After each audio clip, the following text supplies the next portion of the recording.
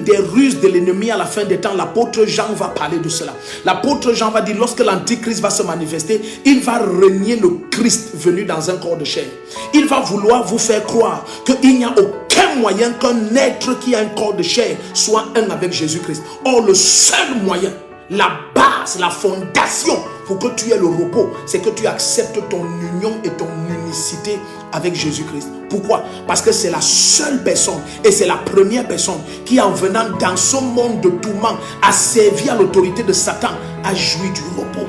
Dès lors qu'un chrétien refuse son union totale et parfaite avec Jésus-Christ, bien-aimé, tu ne peux dominer et imposer le règne de la paix et imposer, bien-aimé, la présence de Dieu et vivre dans un repos parfait que si tu acceptes que tu es un avec la nature de Jésus-Christ. Pourquoi? Parce que c'est le seul qui, étant dans ce monde, a expérimenté le repos. Et il nous donne cette nature. Comment il nous donne son repos? C'est en nous donnant sa nature. C'est en nous donnant son esprit.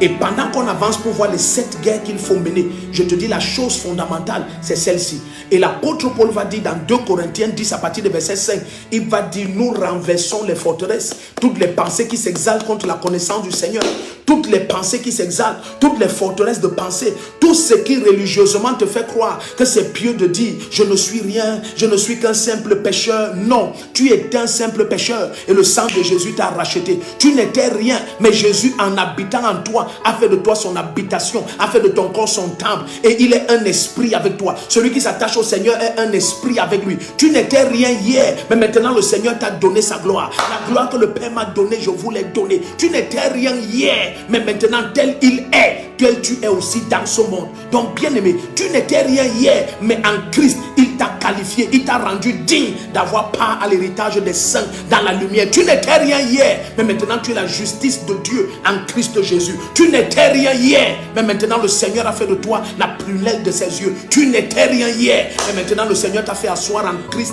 à la droite de Dieu le Père, au-dessus de tout nom qui se puisse nommer dans les lieux célestes sur la terre, au-dessus des trônes de souveraineté, des pouvoirs, des esprits méchants qui opèrent dans les lieux célestes et des dominateurs des ténèbres ici-bas. Tu n'étais rien hier, mais maintenant le Seigneur t'appelle de son nom. Est-ce que tu comprends ça, bien-aimé? Donc refuse tout mensonge religieux qui te vole ton héritage. Dès lors que tu refuses que tu es un avec Jésus-Christ, c'est fini. En ce qui concerne le repos, ce n'est pas possible. Parce que toute nature qui n'est pas Jésus-Christ, le diable a autorité dessus.